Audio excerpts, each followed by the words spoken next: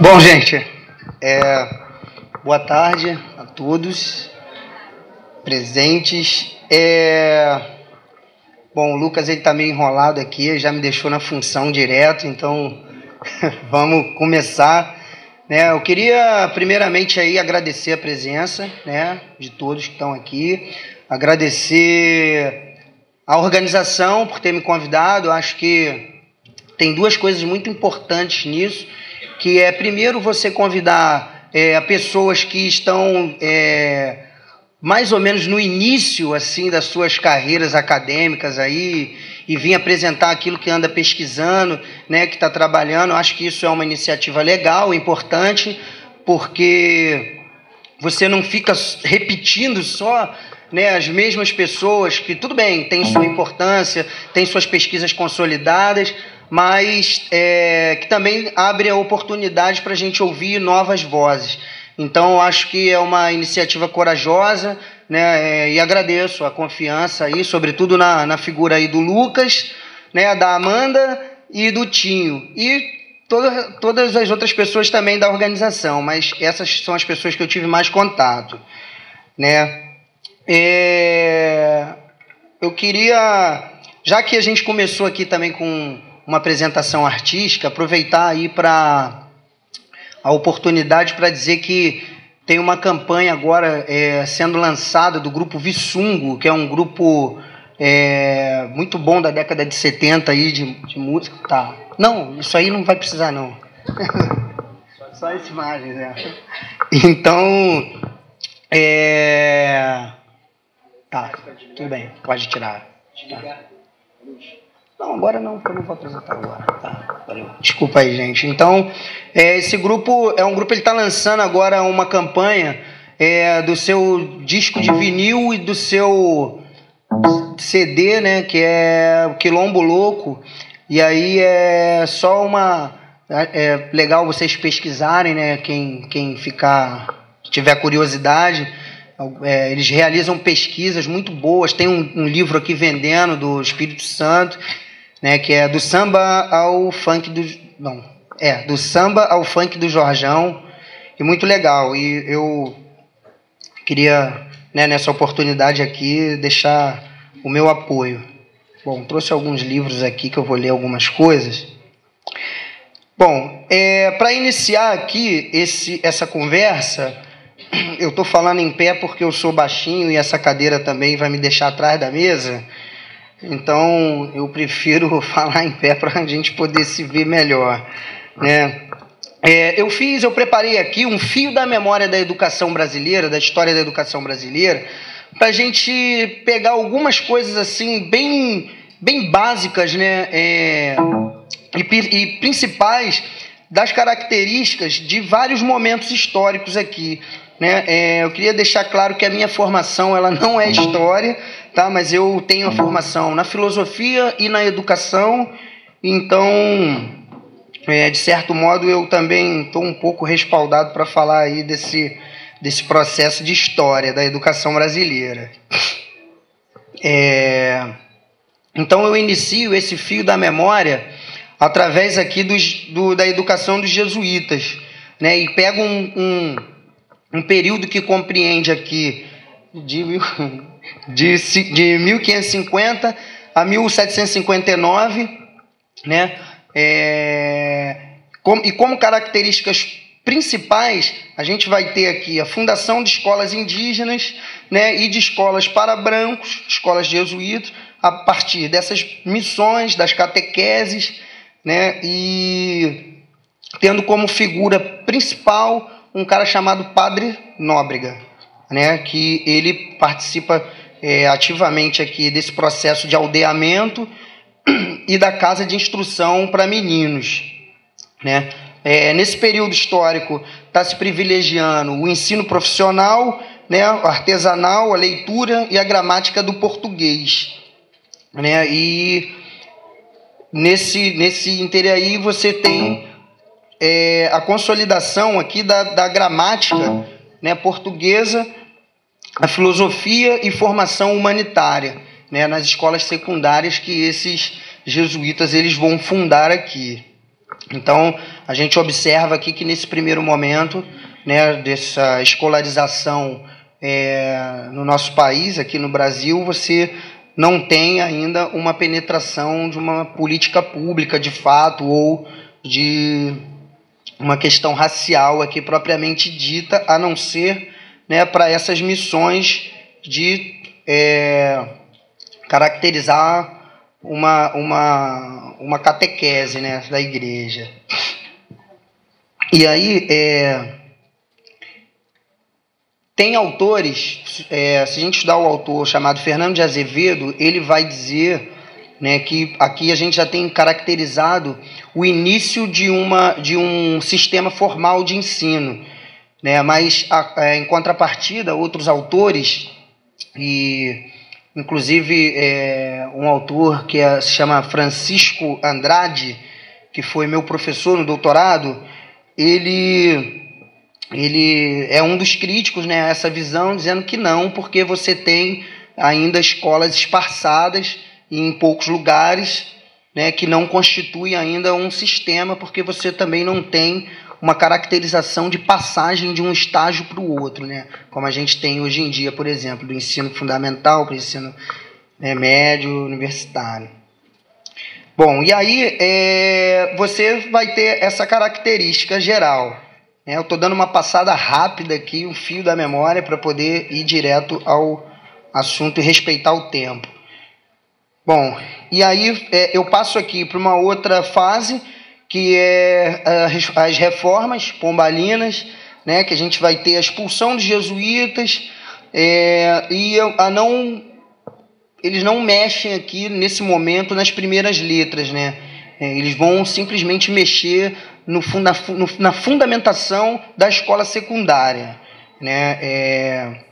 Então, ou seja, você ainda não tem uma educação de base ali sendo instituída, e você tem na verdade uma disputa ali num determinado momento, justamente para você destituir essa escola jesuíta, né? E eles vão se caracterizar novamente por essa coisa da gramática, insistir numa gramática latina, numa gramática grega, né, na filosofia e na retórica.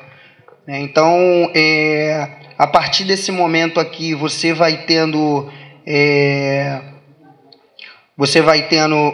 o português sendo já substituído pelo tupi, né? O tupi já não passa a ser uma língua viável aqui, vai sendo substituída aos poucos e se torna proibida, inclusive, né? Bom, e aqui o importante também aqui deixar claro que o ensino universitário ele ainda é baseado, né, na igreja, você não tem ainda também um sistema universitário, você tem um nível superior que está basicamente colocado para profissionalização, né? Você está formando profissionais para lidar com determinadas áreas, mas não como um enquadramento universitário que a gente tem hoje, que só vai ser possível a partir da década de 30. E aí dou uma passada também, rapidamente aqui, pelo Império, para dizer que também que a gente tem basicamente as mesmas características, essas escolas de elite, tal, sendo colocada com esse intento de formar secundariamente. Você ainda não tem também uma fortificação dessas primeiras letras, né, do ensino fundamental, e você tem como característica aqui das escolas superiores ainda a formação para profissionais liberais, né, e de cunho bem técnico, onde está aí incluído a medicina, a engenharia e o direito, todas eles em institutos isolados, né? Você ainda não tem novamente essa configuração que a gente tem hoje em dia aqui. Bom, e aí aqui eu chego na parte onde eu mais queria, né? Que é a República Velha. E aí Por quê? Porque na República Velha é onde a gente vai ter claramente uma política de Estado, e aí sendo gestado com verba pública e com pensadores, né, específicos para colocar a questão do projeto de nação por dentro da escola, né? E aí é onde a gente vai entrar nas políticas eugenistas, né, do Estado brasileiro, que aí vão estar em consonância justamente com esse período histórico de um pensamento internacional, né? Na verdade, até um pouco anacrônico, e que o Brasil adota para tentar embranquecer a população. Bom, e aí dentro desse quadro da República Velha, a gente tem 3 caras que são responsáveis aí por esse processo de educação, que é o Lourenço Filho, o Anísio Teixeira e o Fernando de Azevedo, né? Eu acho que as pessoas que fizeram parte de licenciatura aqui, a Faculdade de Educação, talvez tenha passado por essa disciplina aí, né? Tendo estudado na história da educação brasileira, a fase dos escolanovistas. E quando eu fui fazer o doutorado, fui fazer a primeira disciplina de história da educação, eu tomei assim eu meio que desafiei mesmo o professor e a turma, porque eu ficava extremamente incomodado ao ler o livro lá do Demerval Saviani. Ele tem um livro sobre história da educação brasileira e que apresenta, né, cada fase dessa, que eu resumi assim ao máximo, e nessa apresentação todos esses autores eles não são problematizados em relação à questão racial daquele período, um período que está fervilhando. O movimento negro, a imprensa negra está crescendo assim, no Brasil inteiro, sobretudo nos estados do Sul. E se você pegar os jornais da Frente Negra, né, tanto Clarim da Alvorada, o Quilombo, enfim, são muitos, Menelite, todos eles, você tem, em quase todos eles, né, em várias edições, você tem sempre uma coluna de reclamação em relação ao processo de educação brasileira. E aí, assim, que os negros estão fora da escola, né, um momento que, inclusive, o Kabengele Monanga, no Rediscutindo a Mestiçagem, ele faz uma crítica em relação a isso. Ele diz que o movimento negro buscou, por dentro da educação, uma emancipação, quando, na verdade, esbarrou num sistema de educação que era contrário a emancipação do povo negro, né? Isso também é muito dito aqui por dentro desse livro aqui, que é o Diploma de Brancura, um livro do Jerry Dávila, um livro muito bom, que é uma tese de doutorado dele, né, onde ele vai fazer a arquitetura desse período histórico, né, entrando um pouco na Era Vargas. E então você tem esses 3 pensadores principais, e são os caras que são da elite brasileira, né? Eles iam e vinham em vários cargos públicos, participaram das reformas da educação do Distrito Federal, que até então era aqui no Rio de Janeiro, também da reforma da educação do Ceará, de São Paulo, participou da fundação da USP. Eles estabeleceram a educação física como profissão, regulamentou a profissão de educação física, e inclusive a educação física ela estava no rol dessas políticas eugenistas do Estado, através dos testes antropométricos. Por isso que é bom ler, né? É uma palavra difícil. E aí eles estão, né, junto com isso, porque eles estão, através da higiene, arrumando um jeito de dizer assim, cara, a gente pode melhorar essa raça brasileira por dentro da educação, estabelecendo toda essa disciplina higiênica, né? E então você vai ter essas reformas. Inclusive tem uma coisa também que é muito interessante, que o Anísio Teixeira, no momento, ele decidiu simplesmente que não ia mais ele resolveu sair de cena, né, dessas políticas educacionais, e ele foi explorar minério no Amapá. Então, assim, você vê que, né, os caras eles têm uma ampla abertura, né, como é que historicamente você já vai começando a perceber como que esses brancos que estiveram à frente da gestão pública da educação no Brasil, eles têm uma capilarização em relação a vários setores públicos, e justamente porque é a chamada política do puxadinho, né, e dos conhecimentos, das redes de contato. Nesse período histórico, você vai ter também a manutenção aqui das cátedras, né? Eu acho que isso é importante, a gente, quando vai falar de educação para as relações étnico-raciais, a gente deixar isso claro, essa coisa das cátedras do ensino. É como se um professor ele fosse dono de uma carreira, né? Por exemplo, eu sou professor catedrático da UFRJ, então cabe a mim escolher quais são os professores que vão ser meus auxiliares. Muitas vezes acontece de você só ter um catedrático num lugar, e aí, assim, por exemplo, uma pessoa que tem lá do Ceará, ele precisa cumprir uma disciplina com um catedrático da disciplina X, vamos dizer assim, de filosofia, aí precisa estudar comigo. Porra, o cara tem que sair. Então, assim, você vai vendo que esse sistema, ele é, né, elitista no sentido de excluir por dentro da normatização, né, institucional. Você tem uma norma institucional que está respaldando toda essa exclusão através de um estatuto que é construído não é construído democraticamente. E isso, obviamente, afasta os negros, né? Então, a gente vai ter, por exemplo, num período um pouco mais à frente, mas ainda no regime de cátedras, porque o regime de cátedras ele só cai na ditadura militar. Então, você vai ter, por exemplo, o Guerreiro Ramos, professor Alberto Guerreiro Ramos, sendo rejeitado como professor da UFRJ.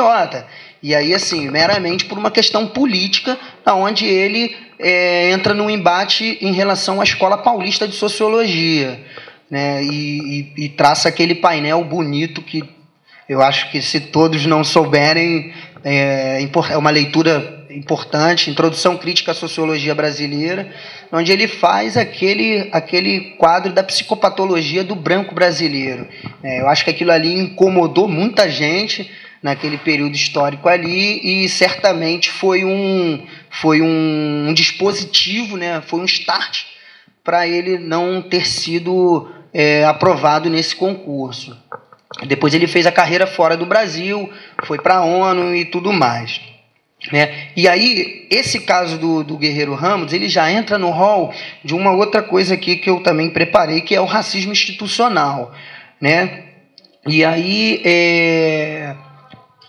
o que caracteriza o racismo institucional, né? Quando a gente vem trazer esse caso e tantos outros casos, né, que eu coloquei aqui para citar alguns, o racismo institucional ele vai estar operando de acordo com o direito, numa extrajudicialidade, né? Você tem, primeiramente, aí assim, eu estou usando aqui como referência o Foucault, né? Estou usando o livro, esqueci o nome do livro, mas eu vou lembrar, eu não trouxe, nem anotei aqui, mas esse aqui é um deles, A Verdade e as Formas Jurídicas, onde o Foucault ele vai dizer que você tem, a partir de uma guerra ininterrupta contra aquele que você quer excluir, mecanismos que criam uma normatização de alguma coisa. Ou seja, por exemplo, se você tem um departamento hoje, você tem cotas hoje, uma discussão atual, se você tem cotas hoje para pós-graduação, o que eu posso fazer para barrar a entrada desses negros na pós-graduação? Eu posso adotar esses sistemas de cotas, mas eu posso, ainda no meu edital, dizer o seguinte: essas vagas elas vão ser direcionadas para professores, não é uma vaga geral. Então, assim, eu como professor abro uma vaga para mim. Como que eu posso ter 50% da vaga se é uma vaga só para mim? A pessoa, quando se inscreve no edital, ela fazer. E aí, assim, o edital é soberano. Ele está dizendo que tem vagas para as cotas, mas se eventualmente algum outro professor ele realmente tiver um número que possa ser fracionado no sentido de ter, contemplar o sistema. Então, assim, só que isso não é ilegal, né? Você vai agir por dentro da legalidade, mas com mecanismos que não burlam, não são ilícitos, mas que propõem isso, que encaminham isso. E aí, dentro disso, né, eu trago um caso aqui também interessante, vou dizer 2 casos aqui, né, de um professor amigo meu da UERJ, que é o professor Rafael dos Santos, né, esse professor, ele teve um debate sobre cotas, e um outro professor, medalhão da casa, né, que se manifestava, hoje ele se manifesta a favor das cotas, todo mundo é a favor hoje em dia, e ele era contrário às cotas naquele período, e formou-se um grande debate de ideias no qual não foram aceitos os argumentos do professor Rafael, que era o professor favorável ao sistema de cotas. Então, isso criou uma cisânia ali naqueles departamentos ali da Faculdade de Educação, culminando numa tentativa de reprovação do estágio probatório desse professor. E aí, assim, nunca tinha havido uma reprovação no estágio probatório para outros professores. Mas justamente num período muito curto após esse embate, esse professor ele seria deixa eu contar a história, ele foi quase reprovado no estágio probatório. E aí o que aconteceu?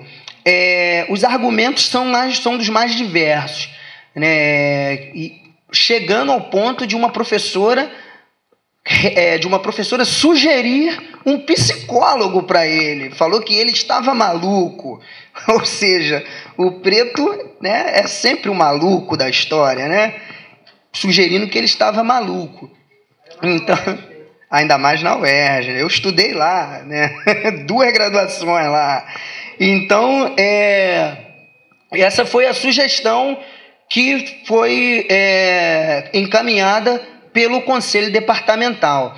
E aí, assim, eu falo sempre com alguma referência, né? Eu nunca, apesar de eu ter vivido isso, eu também tenho a referência, é um texto do professor Amaury Mendes, né? Ele também narra esse fato. Infelizmente, esse texto ele não está na plataforma lá da revista BPN, porque alguns textos sumiram, eu não sei se vocês entram lá, mas alguns textos sumiram, esse texto ele não está lá, eu não sei o que aconteceu, mas eu tenho esse texto, se alguém depois se interessar, pode falar comigo que eu mando por e-mail, que narra esse fato. Então, o professor Rafael, o que aconteceu? Aí, rapidamente, outros professores, como o Amaury Mendes, como o Henrique Cunha Júnior, enfim, outros professores que são do movimento negro, se mobilizaram, claro, escreveram cartas, se manifestaram, escreveram, foram na revista BPN, conversaram, até que uma professora, que foi a minha orientadora na graduação, a professora Maria Alice Rezende, ela conseguiu contornar essa situação junto com o movimento negro da UERJ, que é o Denegri, o coletivo de estudantes negros, né, e conseguiram intervir nessa situação e fazer com que o professor Rafael ele não fosse exonerado. Agora, não teve condições também do professor entrar com uma representação contra esses outros professores que chamaram ele de maluco lá, sugeriram esse tipo de coisa. E aí não por quê? Como é que isso não foi possível? Isso não foi possível justamente porque se você não tem o registro em ata, você não tem nada, é um caso, e esse processo ele pode até se reverter contra esse professor, né? Então esse é um caso típico de racismo institucional, né, brasileiro, no qual a gente está colocado. Outros dois casos aqui, rapidamente. Você tem o caso Ari, na UNB, é um caso antigo, de uma primeira pessoa que foi reprovado numa disciplina de doutorado, e aí justamente porque ele bateu de frente lá na aula tal, e o professor não gostava dele, sendo verbalmente, né, interpelado por esse professor e tal, que disse isso. Mas outros mecanismos também foram aglutinados, tiveram provas, tiveram testemunhos e tal, e o Ari conseguiu concluir o doutorado dele, graças a Deus. Hoje ele é professor em alguma universidade da Bahia, que eu não lembro o nome. Você tem também o caso aqui do Milton Santos, um caso típico, onde o Milton Santos ele foi reprovado para presidente da Academia Brasileira de Geografia, né, na época dele, e tiveram várias representações por escrito, inclusive, né, dizendo, não, cara, pô, o negro aqui, o que é isso? Não, meu irmão, o cara não tem condições não e tal, e, né, Milton Santos. E ele foi justamente um cara que ele foi salvo, vamos dizer assim, né, pelo História Econômica do Brasil. Qual é esse? Esqueci. Caio Prado Júnior, que interferiu nessa história dele e conseguiu lá salvaguardar os méritos lá do Milton Santos, que se sagrou lá o presidente da Academia Brasileira de Geografia. E, no entanto, não foi presidente do IBGE, né? Nunca foi um grande cargo no IBGE, né? O Milton Santos, um cara que ganhou prêmio internacional, e o maior instituto de geografia do Brasil, você não ter à frente o maior geógrafo do país. Por que será? Né? Então, você tem esses casos. No caso aqui do Ari, vocês podem procurar o José Jorge de Carvalho, né, tem um texto dele na internet, vocês podem procurar, ele fala sobre isso. E o do Milton Santos também tem um texto muito interessante. Falando dessa situação, você tem um texto do Salles Augusto, também tem na internet, e você tem também um texto dele que do próprio Milton Santos, que é a declaração dele quando ele toma posse como professor titular da USP.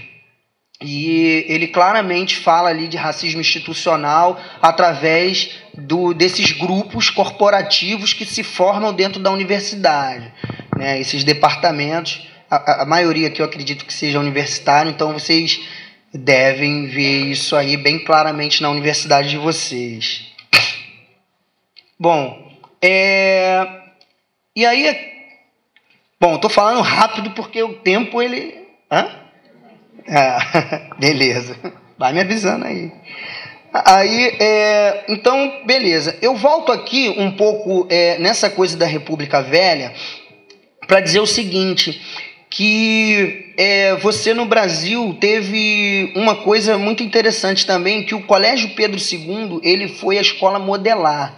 Qualquer uma escola secundária que se abrisse no Brasil precisaria ter um currículo igual ao do Pedro II para poder ter legitimidade de funcionamento e emitir certificado, né? E o Pedro II, inclusive, ele era o lugar dos professores catedráticos, onde esses professores catedráticos eles eram os responsáveis pela publicação dos compêndios, né, dos livros, né? Então você tinha umas coisas assim de qualidade muito ruim. Se você pegar aqui o livro do G.R. Dávila, tem passagens desses livros, coisas assim extremamente sinistras.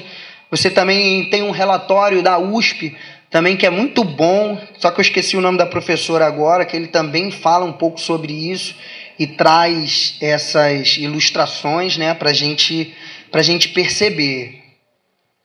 Bom, e aí assim, no tempo, quando a gente entra ali na era Vargas e vai passando um pouco, a gente vai ter poucas transformações nessa configuração de escola no Brasil, né? Continuou ali essa coisa elitista, uma coisa mais formada para o ensino secundário, e aí também cabe a gente lembrar aqui que você tem uma divisão ali de um ensino técnico, né, que é mais voltado para essas pessoas mais pauperizadas, que mercado de trabalho, e um estudo mais humanístico para as pessoas as quais se quer projetar como dirigentes da nação, né? E então só que nesse mesmo período você vai ter a primeira configuração aqui de ensino universitário, né, com o instituto, com tal, vai ser nessa transição, né, na verdade, do período Vargas, né, e desses outros governos, quando entra na ditadura militar, da onde eles vão acabar com essas cátedras e vai haver uma expansão do ensino universitário secundário, né, e também das primeiras letras. E o engraçado é que isso tudo acontece durante o AI-5, né, um período onde as pessoas mais reclamam, né, um período histórico onde o pessoal, AI-5, tal, aquela repressão toda, mas foi onde a universidade ela teve o maior crescimento, também as universidades particulares, e onde você vai ter mais matrículas e mais procura dessas pessoas negras, pobres, dentro, para entrar nesse sistema universitário. E aí, assim, de coisas que se mantêm, inclusive, até hoje, no sentido de configuração, né? De você ter, por exemplo, Instituto de Letras, Instituto de, não sei, que congregue vários cursos juntos por um ciclo básico de ensino, e que depois vão para as denominações mais técnicas, né, por assim dizer. Como se fosse você fazer uma licenciatura na Faculdade de Educação da UFRJ, que é lá onde é mesmo?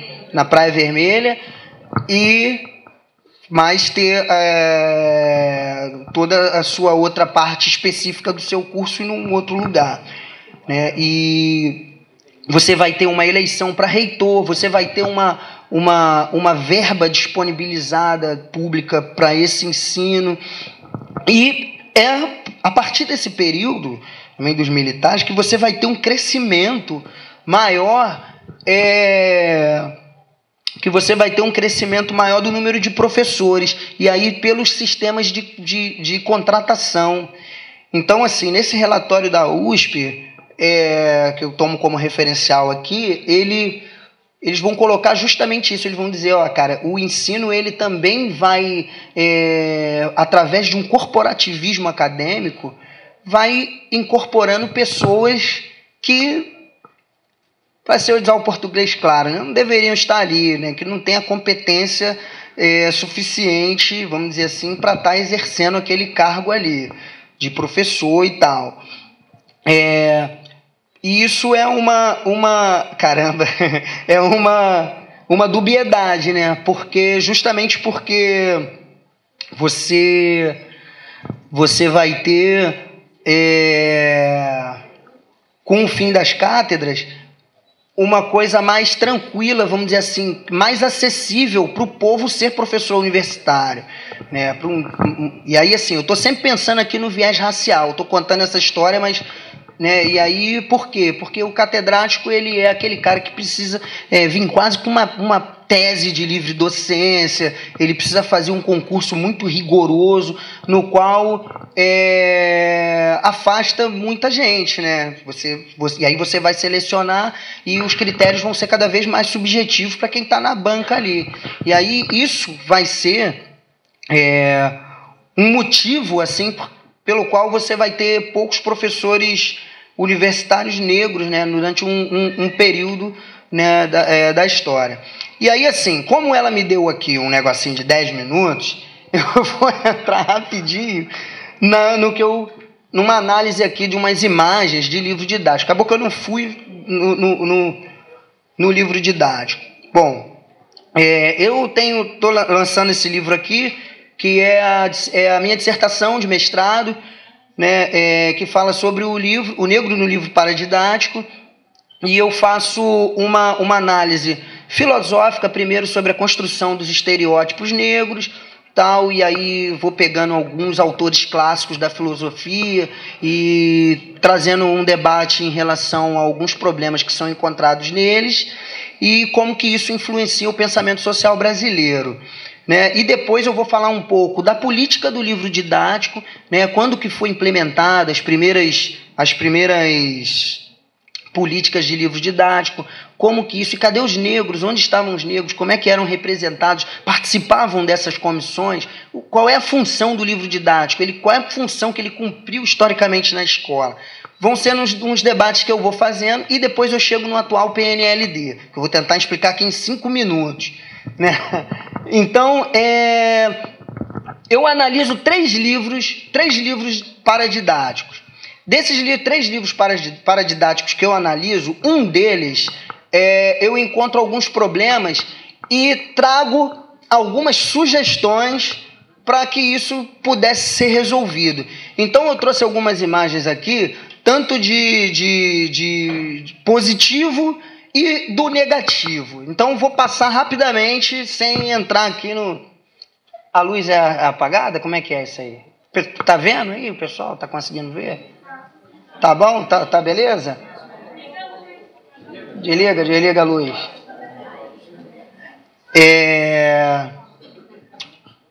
Pode passar. Então, deixa aí. Esse livro aqui é um livro chamado A Vida em Sociedade, do autor Raul Lodge. O autor ele tenta trazer nele uma aproximação das sociedades africanas com o que se encontra na diáspora brasileira. E aí, assim, ele tem uma linguagem, ele é um livro de fotografias, são as fotografias do Pierre Verger, né? E você tem, ao longo do livro, né, as diversas Áfricas sendo apresentadas, né? Desde os tuaregs aqui eu não lembro qual é o lugar, porque eu não trouxe o livro todo, né? Então... mas ele vem pincelando e vem... Passa uma aí.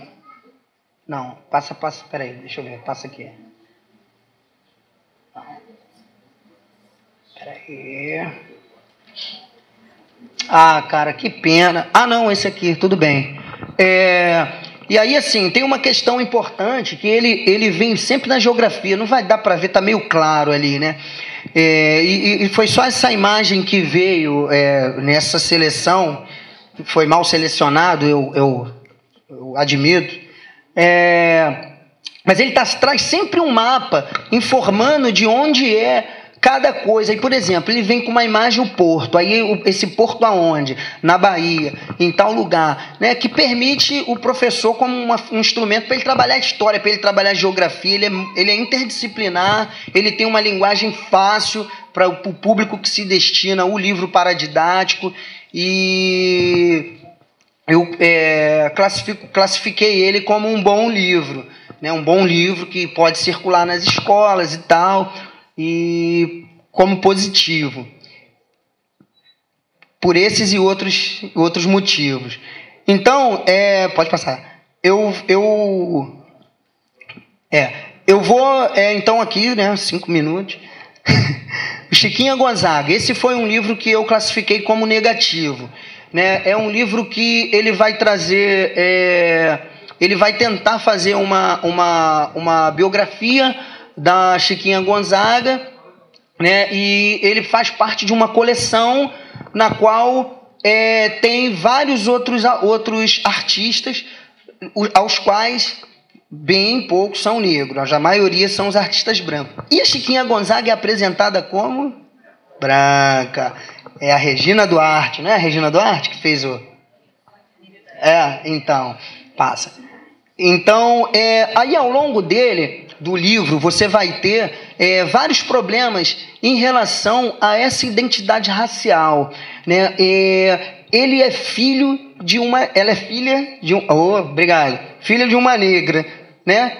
E aí você tem sempre no livro a mãe, como é uma negra, e assim, que também não tem os seus traços muito definidos na ilustração da imagem, né? Em segundo plano, alguém que não participa da criação da filha, os textos são muito grandes e é sempre ressaltado a autoridade do pai sobre a criação de Chiquinha Gonzaga, né? E a mãe como... Chiquinha Gonzaga também ela não é apresentada como uma pessoa que tem algum tipo de relação com o sistema escravocrata e com a cultura negra daquela época. E lembrando que Chiquinha Gonzaga, quais eram as músicas que Chiquinha Gonzaga tocava? Tocava marchinha, tocava um monte de coisas que eram oriundas da cultura negra, né? Então você tem isso ao longo do texto, e aí tem umas coisas assim que são bem interessantes, porque a infância, a criança, ela está sendo sempre apresentada como os meninos, os amiguinhos dela, Chiquinha, os irmãozinhos, mas quando você tem marcadamente algum negro, você tem o moleque.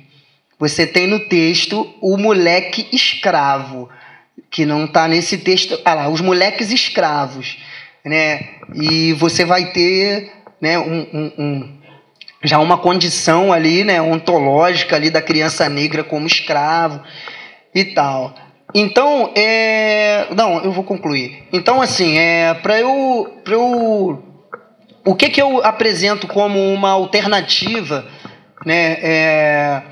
Uma alternativa para quando você pega um livro desse, né, é você alterar no sentido de você criar o que o Deleuze chama de personagens conceituais.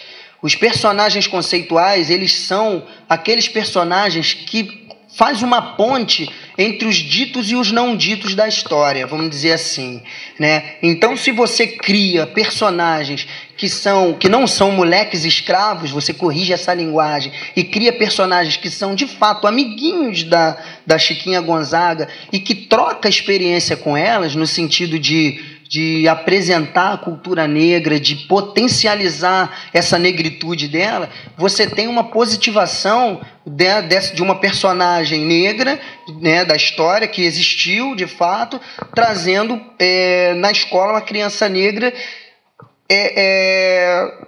essa elevação da autoestima de sua própria condição, né? E, além disso, nesse processo todo aí que a gente conversou e tal, de livro didático e de escola, além disso, uma outra coisa que eu gosto sempre de frisar é pela desburocratização desses editais, né? E aí, assim, você tem um edital muito burocratizado e pautado em critérios que, às vezes, inacessível, por exemplo, para um quilombola. Eu posso ser um quilombola ilustrador, eu faço o meu livro, eu ilustro um livro, mas se eu não estou formalizado dentro de um mercado editorial, esse livro ele não chega nas escolas, né? Eu não tenho um mecanismo de aproximação de quem está lá na ponta com esse mercado draconiano aí, né?